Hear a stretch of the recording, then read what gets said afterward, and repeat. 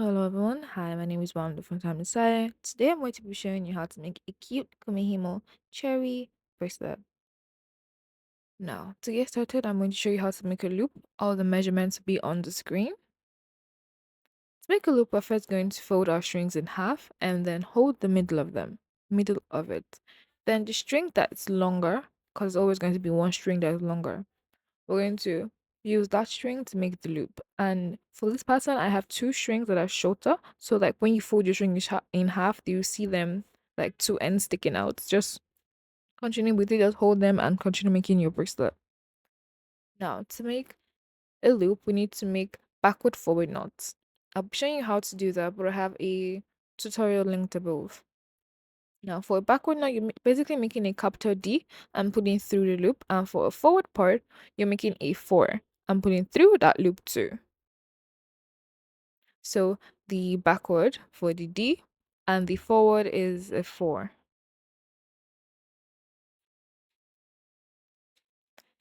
And you're going to make this as much as you want. I recommend making it for at least 1 inch to at least 1.5 or 2 inches because we're going to fold the loop in half too. So there's enough space for your ties to pass through. Like I did 1.5 and came out pretty nice for me. Now I'm just going to take that same string I used to do the loop.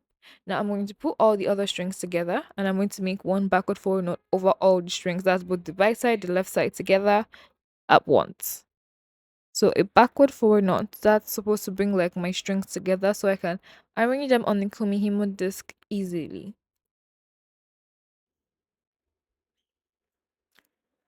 And now that I'm done with that, I'm just going to start arranging all my strings on the Kumihimo disc. Now I have a link down below for the Kumihimo disc, or if you want to just text me, I'll send you the link instead. We're going to be using the pattern that's popping up on the left corner to arrange our disc. Firstly, I'm just going to cut this string because I made it a little too long. You can cut yours, you can choose to leave it. I just don't like it moving around when I'm making the bracelet. So now as you can see, we're supposed to have the top two. It's supposed to be black. So we're going to go into 1 and 2.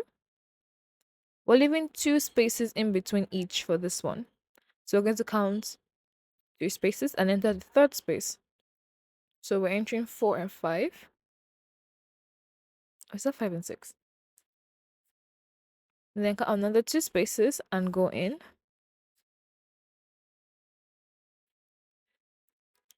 Then count another 2 spaces and go in.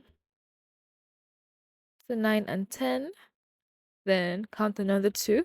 Then go into 11 and 13.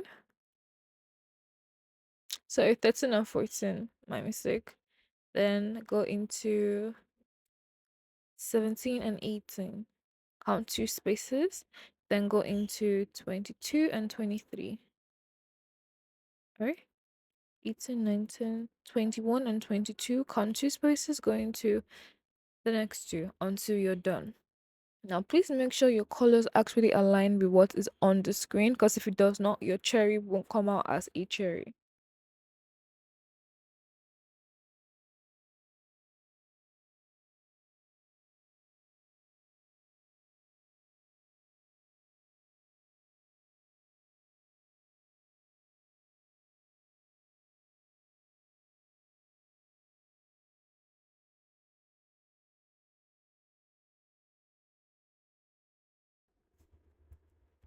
And I am done with arranging everything. I'm just going to detangle my strings before we actually get started.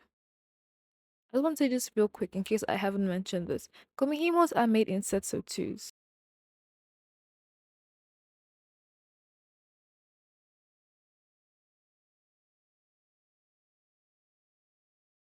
So to start, we're going to move 2 down to 16 and take 18 up to 32. Turn anti-clockwise. Now let's start again. Top right down, bottom left up. Turn anti-clockwise. Top right down, bottom left up. I'll show you again. Top right down, bottom left up.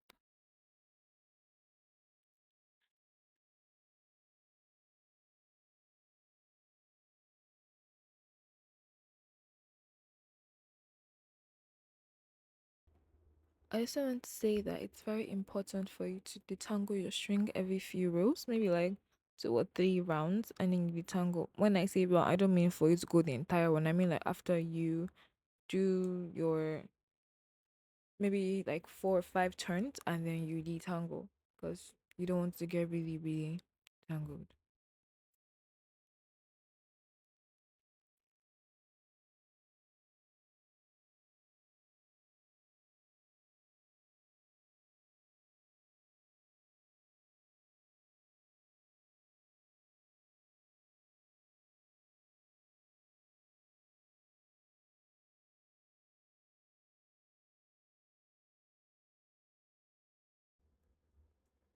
And when you want to stop, like take a break or to do something else, maybe detangle, just to drop it for a little while, you should leave one string down so you have three at the bottom and one up.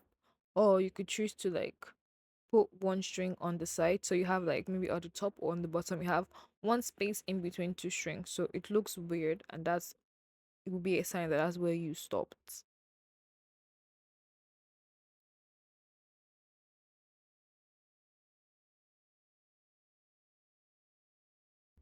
And to prove the point I said earlier, you really have to detangle your strings. I do it in a way that I just pause what I'm doing, flip it to the back, and I pull 2 or 3 strings out at the same time. Like I hold the tangled mess and I just pull out 2 or 3 strings at the same time.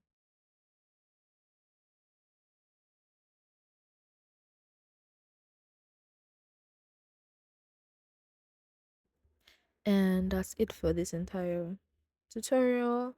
Thank you for watching. I'm going to be leaving 2 videos up above, one for a general Kumihimo tutorial and one for the last Kumihimo pattern one that I made.